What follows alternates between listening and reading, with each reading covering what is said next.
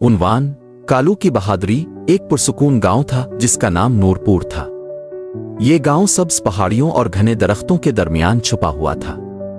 वहां एक सिया रंग की बली रहती थी जिसका नाम कालू था।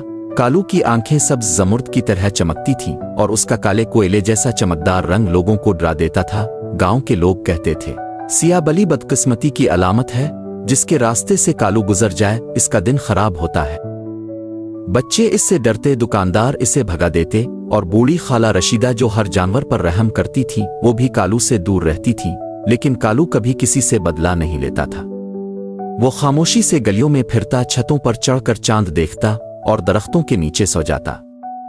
किसी को पता न था कि कालू सिर्फ गांव के नज़ारे नहीं करता था, वो हर किसी की हिफाजत करता था। फिर एक रात आसमान पर काले बादल छा गए। बिजली चमकी, गरज चमक के साथ बारिश बरसने लगी। लोग अपने घरों में दबक गए। अचानक एक चीख सुनाई दी।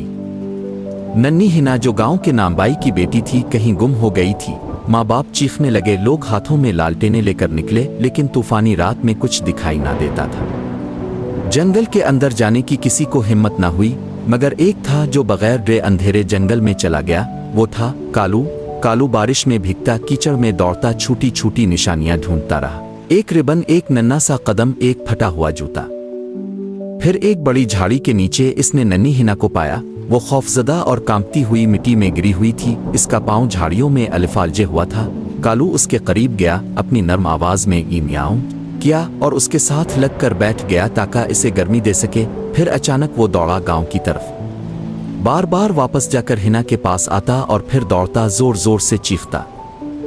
आखिरकार लोहार चचा अकरम ने कालू की आवाज सुनी और उसके पीछे जंगल में चला गया। और जब वो वहां पहुंचा तो हैरान रह गया। हिना जमीन पर बेहोश थी और कालू उसके पास बैठा उसकी निगरानी कर रहा था। सुबह हुई तो पूरे गांव में खबर फैल चुकी थी, कालू ने नन्ही हिना की जान बचाई है। अब सब कुछ बदल चुका था। बच्चे इसे बुलाते, दुकानदार दूध की प्लेट रखते और खाला रशीदा ने इसे पहली बार गोद में लिया। कालू अब एक खौफनाक बली नहीं था, वो नूरपुर का मुहाफिज बन चुका था। लोग अब कहते थे, कालू बदकिस्मती नहीं, ये तो रहमत है। कालू जो कल तक साया समझा जाता था आज रोशनी की अलामत बन चुका था।